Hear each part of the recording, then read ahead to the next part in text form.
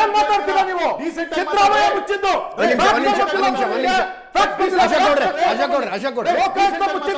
ಅಶೋಕ್ ಗೌಡ್ರೆ ಜೋರಾಗಿ ಮಾತಾಡಿದ್ರೆ ಅಷ್ಟೇ ಪಾಯಿಂಟ್ ಇಟ್ಟಂಗಲ್ರಿ.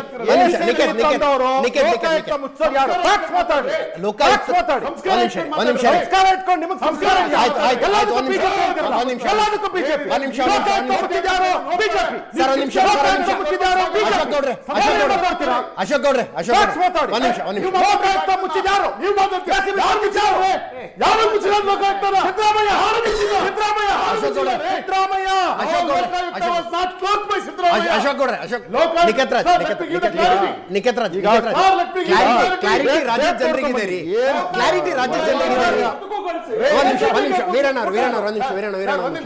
ಕ್ಲಾರಿಟಿ ರಾಜ್ಯದ ಜನರಿಗಿದೆ.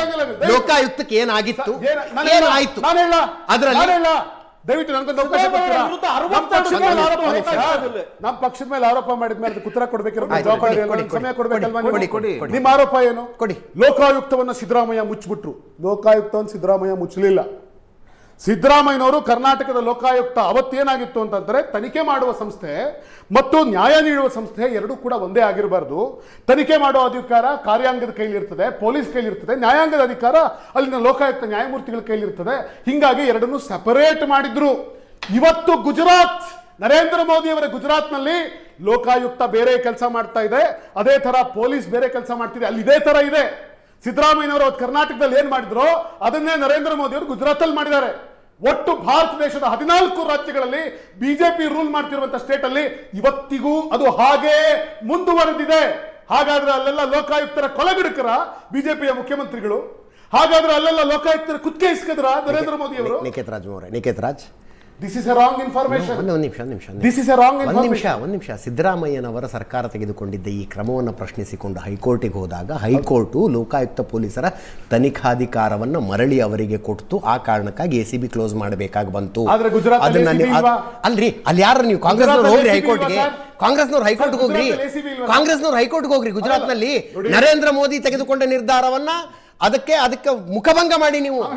ಯಾರು who is stopping you? We are talking about this since from long ago. ಯಾಕೆ ಮಾಡ್ತಿಲ್ಲ? ನಾನು ಹೇಳ್ತಾ ಇರೋದು ಮುಖ್ಯಮಂತ್ರಿಯಾಗಿ, ಗುಜರಾತ್ನ ಮುಖ್ಯಮಂತ್ರಿಯಾಗಿ ನರೇಂದ್ರ ಮೋದಿ ಅವರು ತೆಗೆದುಕೊಂಡಿದ್ದ ನಿರ್ಧಾರವನ್ನ ಅದಕ್ಕೆ ಮುಖಭಂಗ ಮಾಡಿ ನೀವು. ಹೈಕೋರ್ಟ್ ಇದೆ ರೀ ಗುಜರಾತ್ನಲ್ಲಿ, ಇಲ್ಲಿ ಅದನ್ನು ಮಾಡಿದ್ರು. ಒಂದ್ ನಿಮಿಷ ಹಂಗಂತ ಅದರ ಕ್ರೆಡಿಟ್ ಅದರ ಕ್ರೆಡಿಟ್ ಅನ್ನು ಬಿಜೆಪಿ ಅವರು ತಗೊಳ್ಬೇಕಾಗಿಲ್ಲ. ನೀವು ಬಿಜೆಪಿ ಅವರು 2018 ವಿಧಾನಸಭಾ ಚುನಾವಣೆಯ ಪ್ರಣಾಳಿಕೆಯಲ್ಲಿ ನಾವು ಅಧಿಕಾರಕ್ಕೆ ಬಂದ್ರೆ ಒಂದೇ ದಿವಸಕ್ಕೆ ಲೋಕಾಯುಕ್ತಕ್ಕಿದ್ದ ತನಿಖಾಧಿಕಾರವನ್ನ ವಾಪಸ್ ಕೊಡ್ತೀವಿ ಅಂತ ಪ್ರಣಾಳಿಕೆಯಲ್ಲಿ ಹೇಳಿದವರು ನೀವು. ಆದರೆ ಆ ಪುಣ್ಯದ ಕೆಲಸವನ್ನು ರಾಜ್ಯ ಹೈಕೋರ್ಟ್ ಮಾಡಿತು. ಬಿಜೆಪಿ ಸರ್ಕಾರ ಮಾಡಲಿಲ್ಲ. ಆಮೇಲೆ 2015ರಲ್ಲಿ ಲೋಕಾಯುಕ್ತಕ್ಕೆ ಅಮೆಂಡ್ಮೆಂಟ್ 35 ತಂದು ಆವತ್ತು ಲೋಕಾಯುಕ್ತ ಪವರ್ಸ್ ನ ಮೊಟಕುಗೊಳಿಸಿ ಮುಂದೆ ಅದನ್ನು ACB ತೆಗೆದು ಮಾಡಿದಂತವ್ರು ಯಾರಿದ್ರು ಮುಖ್ಯಮಂತ್ರಿಗಳಾಗ?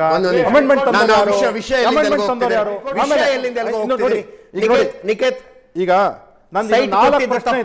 ತಪ್ಪಲ್ಲ, ಇದು ಲೋಕಾಯುಕ್ತ ತನಿಖಾ ವರದಿ. ಒಪ್ಕೊಳ್ತೀರಾ?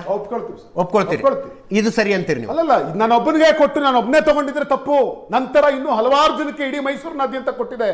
ದೇವೇಗೌಡರ ಕುಟುಂಬದಲ್ಲಿ 40 ಜನದ ಲಿಸ್ಟ್ ಇದೆ. ಅದನ್ನ ಬಿಜೆಪಿ ಅವರೇ ಹಿಂದೆ ಅಡ್ವರ್ಟೈಸ್ಮೆಂಟ್ ಮಾಡಿ ಪೇಪರ್ ಅಲ್ಲಿ ಪಬ್ಲಿಷ್ ಮಾಡಿದ್ದಾರೆ ಸರ್. ಅವರೆಲ್ಲ ತಗೊಂಡ್ರೆ ಸರಿ, ನಾವು ತಗೊಂಡ್ರೆ ಮಾತ್ರ ತಪ್ಪು ಅಂದ್ರೆ ಹೆಂಗಾಗುತ್ತೆ ಸರ್? ಅಲ್ಲಿಗೆ ಅವರೆಲ್ಲ ತಗೊಂಡ್ರೆ ಸರಿ, ಬಿಜೆಪಿ ಅವರು ಪೇಪರ್ ಅಲ್ಲಿ ಅಡ್ವರ್ಟೈಸ್ಮೆಂಟ್ ಹಾಕಿದ್ರು ಸರ್. ನಿಖೇತ್ ರಾಜ್, ಸಮಾಜವಾದಿ ನಾಯಕ ಸಿದ್ದರಾಮಯ್ಯನವರ ಸಮರ್ಥನೆಯಲ್ಲಿ ಹೇಳಬಹುದಾದ ಸೆಂಟೆನ್ಸ್ ಇದೆ. ಸಿದ್ದರಾಮಯ್ಯನವರ ಸಮರ್ಥನೆಯಲ್ಲಿ ಹೇಳಬಹುದಾದ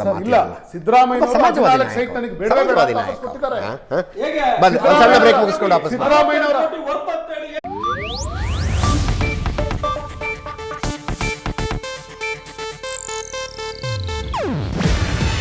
ಇದು ಏಷ್ಯಾನೆಟ್ ನ್ಯೂಸ್ ನೆಟ್ವರ್ಕ್ ಪ್ರಸ್ತುತಿ. ನೀವು ನೋಡ್ತಿದ್ದೀರಾ ಏಷ್ಯಾನೆಟ್ ಸುವರ್ಣ ನ್ಯೂಸ್.